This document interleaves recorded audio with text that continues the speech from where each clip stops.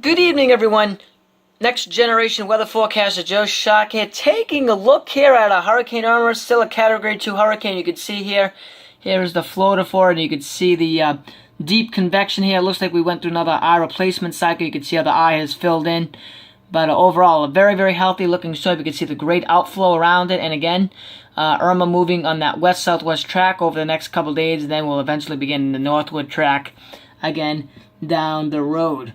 Here is my track forecast for Irma, and I will go into the model guidance in just a little bit to show you why I think this is going to stay out and not hit the U.S., at least at this moment. And I'm very, very confident, actually, I should say, given what I see off the European forecast model and the European ensembles. And again, we'll look at that in just a little bit. But here is my track forecast for Irma. I have it this evening as a Category 2. Tomorrow's a Category 2. Maybe we'll strengthen tomorrow night to a Category 3, back to a major. Again, it's a little bit unclear. Again, intensity forecasts are problematic, especially with a system that is still developing like Irma is. But I do believe by Monday and early next week, this will be back to major hurricane status. Here we are Tuesday, and then it looks like by middle of next week, this upcoming week, the northern Lesser Antilles are going to have to really watch how close exactly it gets. But it looks like there's going to be definitely some impact here in the southwest Atlantic and the Caribbean islands here of Guadalupe and the other various islands in here. Then it looks like it's going to stay to the north of Puerto Rico, which is right here. Haiti on the other side. Hopefully this is not a big flood threat for them, but I think it will remain far enough north that this will be a glancing blow for the big islands in through here.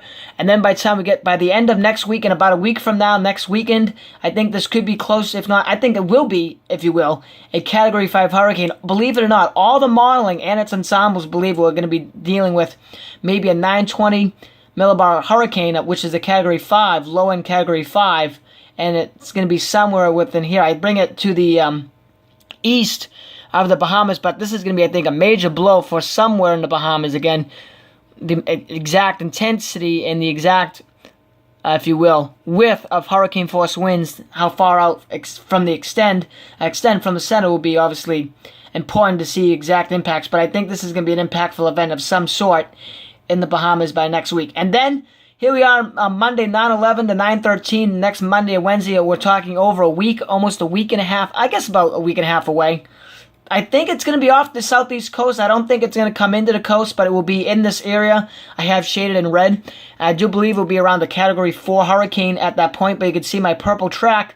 I am taking it up and paralleling, if you will, the southeast coast, and I take it off the Outer Banks. I take it south of New England. I take it about maybe 300 or 400 miles south of New England. Actually pretty similar to where Gert went a couple weeks ago, I think.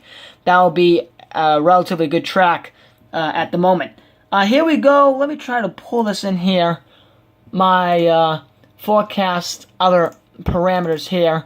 Let's start with the... and there again, there's the wide shot that I use to create my track. I save it, and then I create my image, and then I draw over it, and then I talk about it here. But anyway, here is the... you can see how the stuff gets done. I save it, then I can draw over it. Now, here is the GFS ensembles, and again, I can draw over this too, but I'm having a problem, though, saving these. And it's not working, and it's not letting the ink dry, so if I save it, then I lose it, so I think it's just better that I leave it up unsaved, and then if I want to save it, I think there's some other way I could go around and saving it, so I can look back and see what I said, and to see how I come out the other side. But here, again, is the 18Z ensembles. You can see here, the large plot of members, really an entire mean, again, right within here. So that's right within my forecast track of Irma. I'm going to take this back out, move this here, pull this back here, bring the pen size down a little bit. But again, over you can see how tightly together these are clustered within here over the next, 7-8 days or so. So that's a relatively good high confidence forecast that I have here, I think, with following all various, all these models and all this other stuff that I have on here that you see. So there is the ensemble spaghetti plots from the Hurricane Center.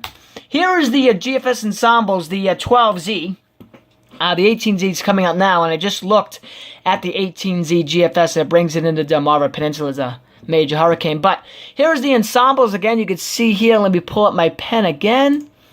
Let me use a different color here and get my with. Okay, now you can see how consistent these are. This is a very, very high confident forecast, from the GFS ensembles. But you can see, maybe in 6-7 days ago, from now ago, I've been up since like 5 o'clock looking at this stuff, so it's been a long day. But in about a week from now, you can see how they spread out. They're not all tightly clustered together like that here. So there is a little bit more uncertainty of where it will exactly be, but it will most likely be off the southeast coast. And then this here is bogus, all right? I very, very, very, very doubt we're going to be able to get this thing pulled off the northwest like that. If anything, it gets pulled north, all right? But again, we'll take a look in just the next couple minutes here, the pattern of why I think this is going to be a saving grace and likely, hopefully, what actually does end up occurring in the longer term. So anyway, you can see the GFS ensembles there pretty consistent for the next week, and then things begin to diverge. I do believe the GFS will be wrong, again favoring the European. This will most likely be out to sea forecast. Now, why is this going to go out to sea, and why am I still gun-ho on this thing going out to sea? Well, here's the new 18Z GFS.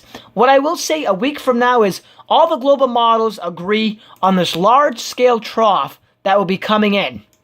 All right, we know this trough is going to be coming through, and it will be a negatively tilted trough. That is essentially 100% locked in with the guidance. So we know that feature is coming through next weekend.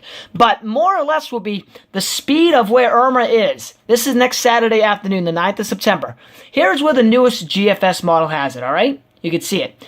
Now, the European next weekend is a little further off to the south and west. And that seems to be the consensus from all the modeling that I've seen, that the GFS appears likely that it's too quick with the movement of Irma later on this week, and also that the trough is maybe a little bit too faster and maybe a little bit too deeper in, that will pull it up and then maybe pull it in to the mid-Atlantic, as that has been suggested by the various runs of the GFS forecast. Now, here we are next Sunday, and again, you can see how the trough splits. A piece go out, piece comes down here.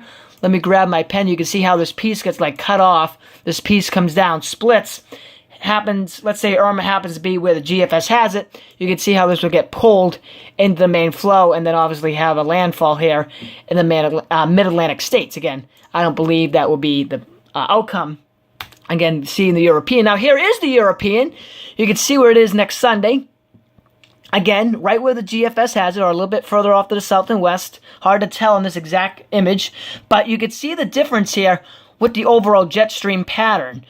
We do have this piece, we do have the trough split going out, but we have a piece down here, which is further south, which leaves the door open for this to recurve, thankfully, safely, out to sea.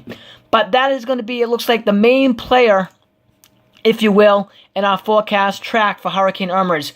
What the heck is this piece of the jet stream going to look like by next weekend? And again, where is Irma going to be located in relationship to this trough split that's going on? Because if it's further south, it could come in a little further west. But if it's further out to sea, or the trough splits like this, it will likely get curved up and curved out to sea. So again, I'm taking my forecast, out to sea here.